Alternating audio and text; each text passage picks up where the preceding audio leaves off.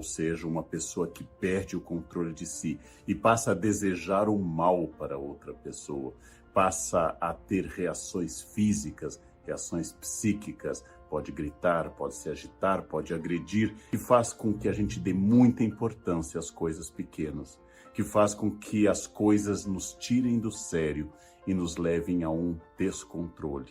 O oposto à ira é a paciência.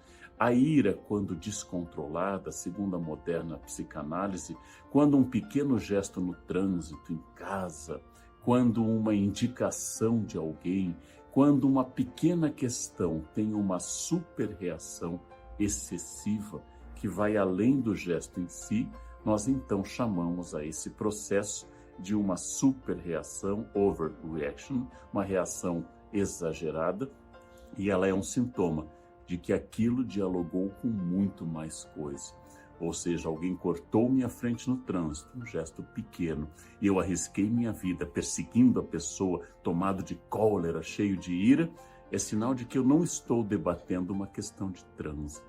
Eu estou estou debatendo algo muito maior, muito mais profundo, algo que tem a ver com a minha própria existência e que isto é apenas um sintoma que eu devo analisar, pensar, ou seja, é um ponto para o meu conhecimento. Tudo aquilo que me provoca um enfrentamento, tudo aquilo que me provoca uma oposição ao meu desejo é provavelmente um exercício. Os budistas ensinam que pessoas difíceis queimam karma. Uma pessoa complicada, uma pessoa agressiva, está ali para fazer com que eu não tenha tranquilidade com a minha vaidade, com o meu eu, com a minha ignorância, com a minha raiva, que é um veneno do espírito. Ou seja, dentro de todas as religiões ocidentais, o ódio é um descontrole. O descontrole é uma falta de compreensão do plano de crescimento dentro do budismo ou do plano de Deus para mim dentro do cristianismo. Se eu fui tentar uma coisa e ela não funcionou, se na hora que eu ia ser atendido o guichê foi fechado, se no momento que eu saio sem guarda-chuva começa um temporal, se eu fico gripado no dia de uma experiência profissional importante, esses são pequenos exercícios para eu saber que a minha vontade não é soberana, que eu não mando no mundo, que eu não sou onipotente, e o meu eu deve se curvar ao imenso oceano de coisas contrárias. Porque a ira quase sempre é um exercício terrível de narciso, de vaidade. Por isso que a vaidade é tão importante como o primeiro pecado. Como fulano pôde me dizer isso? Quem ele pensa que é? Como esse passou na minha frente? Como essa pessoa me irrita em casa? Por que isso está fazendo barulho? A todo instante eu me vejo como centro do universo. E o universo me convida permanentemente a sair dessa posição protagonista. Entender que eu não tenho poder algum sobre as coisas ao meu redor. E a todo instante eu serei testado e testado e testado para saber se eu sou dono da minha paz ou se a paz pertence ao outro. Então, é por isso que a filosofia estoica destaca também a tranquilidade da alma, a capacidade que eu tenho de entender que eu posso mudar algumas coisas e há outras que eu não tenho nenhum poder. Eu devo obter essa tranquilidade que os filósofos chamavam de ataraxia, a capacidade do autocontrole.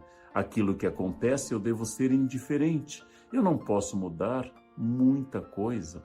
Há pouco espaço de manobra para minha liberdade e eu devo me concentrar naquelas poucas coisas sobre as quais minha vontade tem alguma ação. Filósofos como, por exemplo, o imperador Marco Aurélio, como Cícero, como Sêneca, como Epicteto, sempre nos aconselham a controlar essa ira, que é um sinal de falta de sabedoria. Epicteto nos diz: você está irritado porque alguém falou mal de você? Você está tomado de ira porque disseram que você fez tal coisa? Pense apenas, imagine, se soubessem tudo o que eu fiz. Só sabem isso. Felizmente, graças aos deuses, só comentam esse defeito meu, porque se soubessem todos os meus defeitos, aí eu estaria perdido. Aquilo que dizem de mim pode ser verdade ou mentira. Aquilo que dizem de mim é unicamente expressão do que eu sou ou do que eu não sou. Se disseram que eu sou agressivo, que eu sou irritadiço, e eu sou, as pessoas me conhecem. Não há por que ficar mais irritado ainda. E se eu não sou, elas não me conhecem. Logo, porque eu ficaria irritado.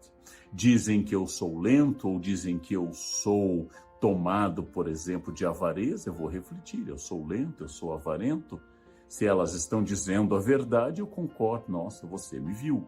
Se eu não estou sendo julgado com precisão, eu vou dizer, interessante, não consegui ainda me mostrar ao mundo. Ou é uma calúnia, ou é a expressão da verdade. Por que ficar irritado? A irritação é sempre prova no estoicismo de falta de sabedoria. A irritação é um desequilíbrio, uma inquietude que mostra que você ainda não se conhece, que você não sabe quem você é e que a sua paz não lhe pertence, mas pertence ao mundo. Assim, o mundo pode permanentemente tirar a sua paz. A qualquer instante, o mundo pode chegar lá e dizer algo ou fazer algo e você perde completamente o controle. Para o cristianismo, é uma falta de capacidade e imitação do mestre, sempre manso e humilde de coração. Para o budismo, é uma exacerbação do eu. Eu acho o meu eu central e a ilusão do eu faz com que eu ache que todas essas coisas acontecem por minha causa. O budismo recomenda que eu evite o ódio, porque eu vou ter que entender, a ignorância é uma das grandes pragas contra as quais o budismo luta, eu vou ter que entender que eu não sou senhor de tudo. Eu posso sentir a dor de ter chutado uma pedra, posso sentir a dor de ter sido insultado, mas não posso transformar isso em ódio, porque o ódio aumenta a ignorância, ele é fruto da ignorância, e o ódio aumenta a fixação do meu eu, especificamente do meu eu vaidoso, que se acha possuidor de virtudes e que não pode ser atacado. Existe uma chance de uma rebeldia, uma ira santa? Sim. A própria história do cristianismo trata muito dessa justa indignação contra uma injustiça social, contra uma violência, contra um ato de terrível engano sobre um inocente. Eu posso, com voz firme, denunciar. Eu posso vir a público fazer como Jesus fazia com os fariseus. Ai de vós, hipócritas, sepulcros caiados de branco, vocês cobram dos outros aquilo que não são, vocês são absolutamente incoerentes, ou dos saduceus ricos, indiferentes aos pobres. Jesus condena os dois, mas Jesus não é atacado de ira. Jesus apenas corrige moralmente e indica que essas pessoas estão equivocadas. A cena mais fora desse padrão está contida apenas em um evangelho, que é a expulsão dos vendilhões do templo. É difícil explicar essa cena, mas Jesus vira a mesa dos vendedores. Um biógrafo de Jesus lembra que ele sobe ao templo desde a juventude, que lá estava ele aos 12 anos, perdido no templo e olhando desde a juventude aqueles homens que dentro do templo negociavam moedas, vendiam aves para as ofertas e sacrifícios e enriqueciam dentro do espaço sagrado, onde deveria haver apenas oração ao seu Pai, ao Pai de Jesus. Então Jesus vira as mesas e tem um ataque de uma ira um pouco mais complicada para explicar, mas é a ira de Jesus virando as mesas. Quando se trata dele mesmo, quando ele não está defendendo as coisas do Pai, mas ele próprio é atacado, chicoteado, coroado de espinhos, humilhado, cospem na cara dele, ele não reage, ele não se desespera, não vira a mesa, não usa do seu poder. Diante da ira de Pedro, que corta a orelha do centurião no horto, Jesus vai lá e cola essa orelha. Diante do seu traidor, comendo com ele na última ceia, ele não insulta Judas, ele apenas diz que ele deve fazer logo o que tem de fazer e Judas se retira. Ou seja, quando se trata dele mesmo, Jesus é muito tranquilo, pacífico, manso e humilde. Quando se trata de defender a casa do Pai, o templo, Jesus, então, em apenas um evangelho, toma essa atitude de virar as mesas dos mercadores, mostrando que ele negociaria pouco com essa violação da dignidade do templo. A ira é um pecado capital, a paciência é uma virtude. E a virtude se exercita diariamente, através da concepção de que minha irritação é sinal claro de que eu não tenho controle das coisas. A minha irritação é sinal claro de que minha vaidade ainda me domina.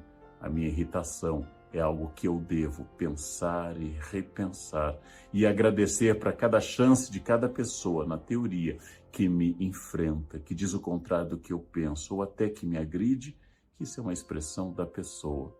Uma pessoa sábia não entrega a sua tranquilidade para os outros. Uma pessoa sábia entende profundamente que a sua paz lhe pertence como um patrimônio. O sábio não se abala, o sábio não se irrita.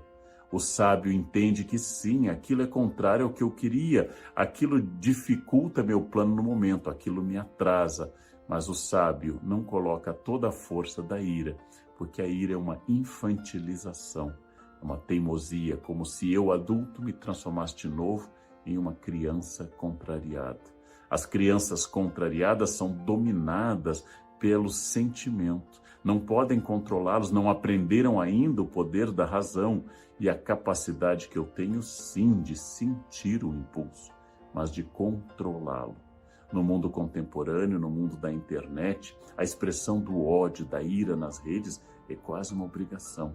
As pessoas são afogadas nesse senso violento, irado, são muito pouco pacientes, julgam rapidamente, protegidas pelo anonimato da internet, lançam seus ataques constantes e irados sobre o mundo. Cabe às pessoas equilibradas não darem alimento, como se diz na internet, para os trolls, ou seja, ao não responder no mesmo tom, ao não aceitar a provocação, eu acabo dizendo então que eu não vou alimentar a sua raiva, porque esta sua ira é sua, é um código seu, é uma gramática sua, é uma energia que lhe pertence. Eu não vou ser o impulsionador, a alavanca, o trampolim para a sua raiva. E assim, eu não alimento monstros, monstros que podem crescer e dialogar com os meus monstros também. Deixo que a pessoa enraivecida siga adiante. Sim, o mundo a todo instante, sem cessar, sem parar, o mundo nos enfrenta. E se na Grécia era uma virtude eu reagir a esse mundo, se no mundo da internet responder com mais palavrões, com mais agressividade, com humor mais agressivo, com ataques mais pessoais, isso possa ser visto por alguém como uma virtude, é uma amostra de que aquele que me provocou venceu. Fulano lhe colocou um apelido nas redes, fulano fez algo agressivo para você, é um problema dele. Ele tem dificuldades com você, ele não consegue aceitar, é uma escolha dele, é uma escolha absolutamente pertencente a ele. E ao fazer tudo isso ele pergunta, vai entrar no meu joguinho de raiva? Vai ser irado como eu, no sentido de tomado de cólera, vai se infantilizar, vai mostrar que tem insatisfações com a sua vida que devem ser transportadas para o outro? É uma pergunta. E aí algumas pessoas aceitam e outras pessoas rejeitam a participação nesse jogo. A ira é um sinal de falta de paciência, de falta de conhecimento, de falta de controle, de falta de sabedoria. E se eu fosse religioso, de falta de Deus, de falta de tranquilidade dada pela certeza que Jesus é o Deus da paz, Jesus é o Deus da tranquilidade. Todas essas reflexões em vários campos, do religioso ao psicanalítico, do histórico ao literário, para que eu possa dar uma resposta em época tão tomada pela ira, tão cheia de sentimentos irados, que eu posso fazer da conquista da minha paz, da minha paciência, da minha estabilidade, da minha tranquilidade, um grande projeto de vida. E se eu não puder isso para sempre, sigam o conselho dos alcoólicos anônimos. Só hoje eu não responderei aos ataques agressivos da internet.